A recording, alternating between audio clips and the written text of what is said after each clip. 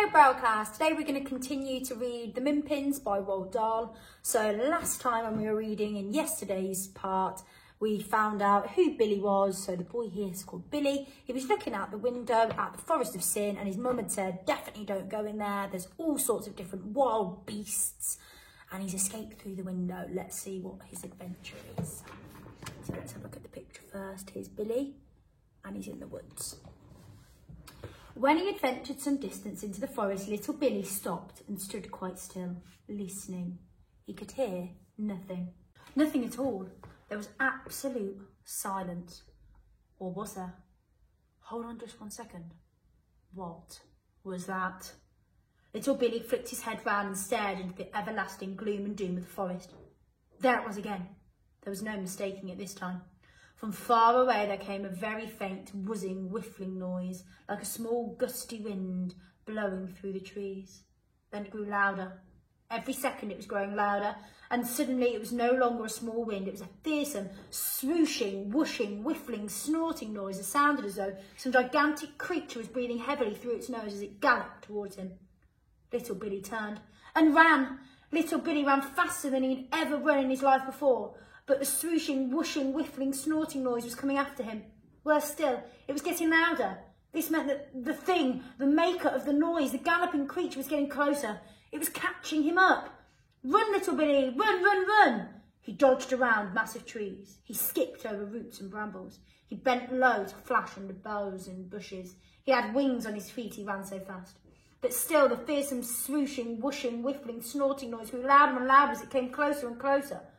Little Billy glanced back quickly over his shoulder, and now, in the distance, he saw a sight that froze his blood and made icicles in his veins. So you can see there, Billy looking back, he's hearing that noise, and there he is now running as fast as he can for his life to try and escape. So think about how you think Billy will be feeling when he hears that noise and he's starting to run. What he saw were two mighty puffs of orange-red smoke billowing and rolling through the trees in his direction.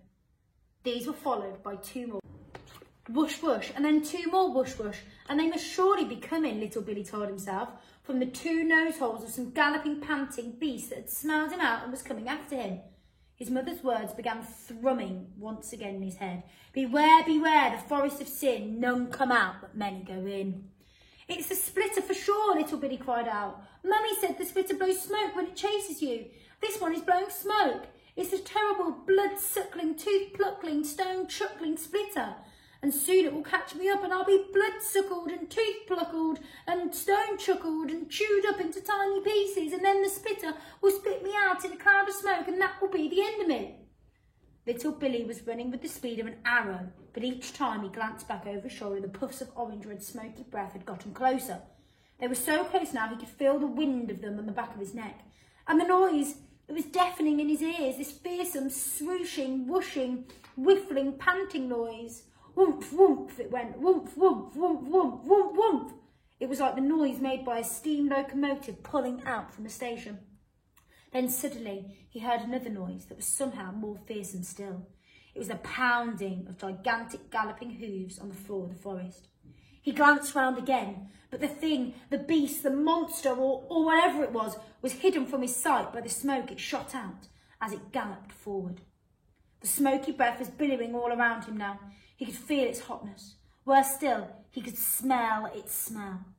The smell was disgusting. It was a stench that comes from deep inside the tummy of a meat-eating animal.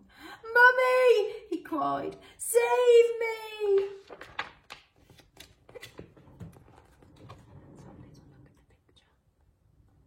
So we can see that billowing smoke behind him.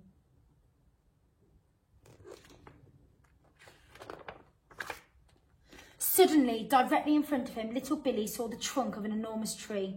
This tree was different from the others because it had branches hanging down very low. While still running, he made a frantic jump for its lowest branch. He caught it and pulled himself up. Then he grabbed the next branch above his head and pulled himself up again. Then again and again, climbing higher and higher to get away from the terrible, snorting, smoke-blowing, smelly-breathed beast down below. He stopped climbing only when he was too exhausted to climb any higher.